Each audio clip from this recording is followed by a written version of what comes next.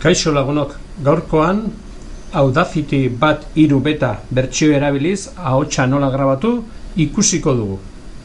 Lehenengo eta behin, programa ireki eta edozein grabagailu bezala hemen badoka play, stop, pause eta grabatzeko gorria.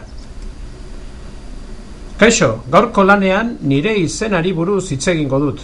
Nik Jon dut izena eta horrela hitz egingo dugu gaia bukatu arte eta gero stop. Badakizue Audacityk editatzeko tresna batzu dituela, adibidez guraizeak. Horretarako moztu nahi dugun aukeratu eta guraizeari emanda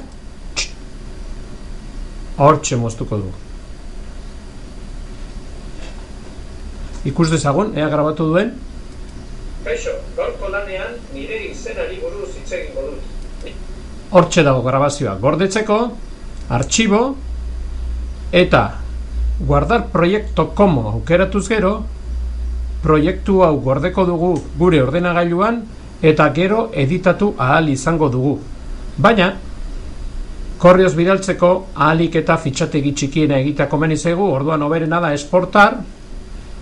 Eta hemen badaukagu nabigadore bat, normalean bera WAP horrekin irekitzen da, baina guk MP3 moduan gordeko dugu. Eta izena jarriko dugu, edo adibidez nire izena. Eta gordetzeko esango dugu.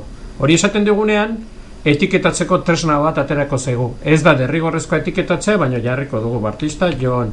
Nombre de la pista, nire izena. Titulo de álbum, Euskara munduan. Eta onartu. Ikusten duzuenez, hementxe dago audioa. Eta orduan hau, egin dezakeguna da. ¿Desea guardar los cambios antes de cerrar? No edo sí. Sí esaten badiogu, gordeko digu Audacity.aup proiektu moduan. Baina, baiezko emango jotia. Eta hemen ere jarriko dugu nire izena eta konputagailuan gordeko digu beste egun baterako karpeta batean. Ikusten duzu karpeta hori? Beste egun batean audio hau aldatu nahi badut, karpeta honetara joan eta hor aurkitu beharko dut fitxategi hori aldatzeko.